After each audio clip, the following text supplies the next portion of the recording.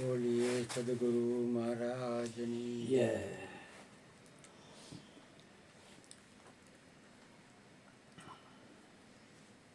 ગુરુજીએ વચ્ચે વાત કરી, એક પોઈન્ટ બોલ્યા એમ કે ભાઈ મને લાયકાત કરતા કે આપણને વધારે મળ્યું છે.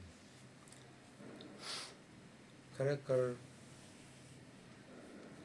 એમની તો લાયકાત છે, પણ મારા માટે માનું તો મને એવું અનુભવાય કે ભાઈ ખરેખર લાયકાત કરતાં વધારે આપ્યું છે.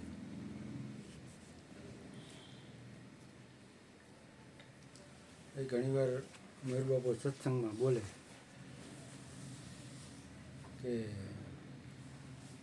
થોડુંક જીવનમાં જાતું કરવું અને જોઈ લેવું. એક મુદ્દો એ બોલે ઘણીવાર કે જાતું કરવું અને જોઈ લેવું. જાતું કરવું એટલે ભાઈ કોઈ પણ પ્રસંગ બને તો એમાં આપણે સ્થિરતા રહેવી જોઈએ.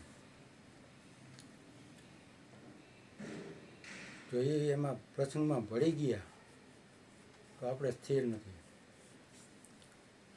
કાંઈ બી બન્યું પછી જાતું કરવું, એમ થોડુંક જોઈ લેવું. જે બને છે એને જોતા આવડી જાય તોય કામ બની જાય. પણ એટલી તો હું માનું છું આપણી લાયકાત નથી. એમ બહુ પરાકાષ્ઠાએ હોય. જેમ કે ઈસુ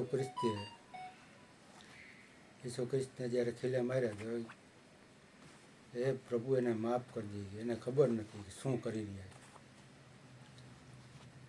એને માફ કરવાનું કીધું. અને એ જ પ્રસંગ આપણી હારે બન્યું હોય એટલે સ્થિરતા ન રહે. વિપસ્યનામાં વર્ધનભાઈ ગયા હતા ને એ વાત કરે અહીંયા અનુભવ કે બસ જોઈએ રાખો, એમ જે થાય એને જોઈએ રાખો. એ કમરનો દુખાવો થતો હતો કે જોઈએ રાખો.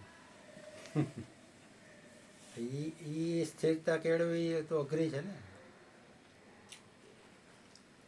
એટલે એ વાત કરે એ પ્રમાણે બની જાય તો સારું કહેવાય. એ મુદ્દો ગમે આપણને, પણ એવા મુદ્દા આપણને સાંભળવા ક્યાં મળે? તો આપણે અહીંયા સત્સંગ ચાલુ છે એમાં આવી હકી, ઈશ્વર કૃપા થાય ને આવી હકી તો, નકર આપણી કોઈ લાયકાત નથી. એટલે જ એને કીધું ભાઈ લાયકાત કરતાં આપણને વધારે મળ્યું છે. તો એના માટે આપણે થોડોક પ્રયત્ન કરીને વધારે મેળવી લઈએ એવો પ્રયત્ન કરવો.